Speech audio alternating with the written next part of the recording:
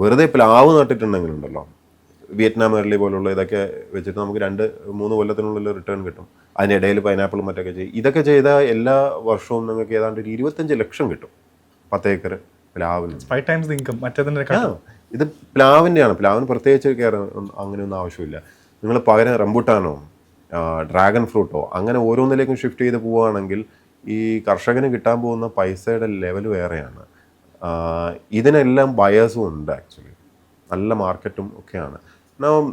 ഒന്ന് common sense വെച്ച് ആലോചിച്ച് നോക്കൂ. എനിക്കിപ്പം എടപ്പള്ളിയിലൊരു 50 സെൻറ്റ് സ്ഥലമുണ്ടെന്ന് വിചാരിച്ചോ. ആ 50 സെൻറ്റ് ഞാൻ കമേഴ്ഷ്യലി ഏറ്റവും കൂടുതൽ അതിനകത്തുനിന്ന് വരുമാനം ഉണ്ടാക്കാൻ പറ്റുന്ന രീതിയിൽ ഒരു ബിൽഡിംഗ് അല്ലേ അവിടെ ചെയ്യാം. അങ്ങനത്തെ ഒരു പർപ്പസിലേക്കല്ലേ ചെയ്യാം അല്ലേ. അല്ലാതെ ഞാൻ അവിടെ ഒറ്റ നില ഒരു ഷോപ്പ് പണിതിട്ട് ഇരിക്കില്ല. ഇത്രയും പൈസ ഇൻവെസ്റ്റ് ചെയ്യണം, മാക്സിമം റിട്ടേൺസ് ഉണ്ടാക്കണം. അപ്പോൾ ഒരു കർഷകനും മാക്സിമം റിട്ടേൺ ഉണ്ടാക്കാൻ സാധിക്കണം എന്നുണ്ടെങ്കിൽ അത്തരത്തിലുള്ള ക്രോപ്സ് തിരഞ്ഞെടുക്കാൻ അയാൾക്ക് സാധിക്കണം. ആ ഫ്രീഡം അയാൾക്ക് കിട്ടണം. ആ ഫ്രീഡം കിട്ടിക്കഴിഞ്ഞാൽ അയാൾ പൈസ ഉണ്ടായിക്കോളും. നമ്മൾ കൂടുതൽ പ്രത്യേകിച്ചൊന്നും ചെയ്യണ്ട.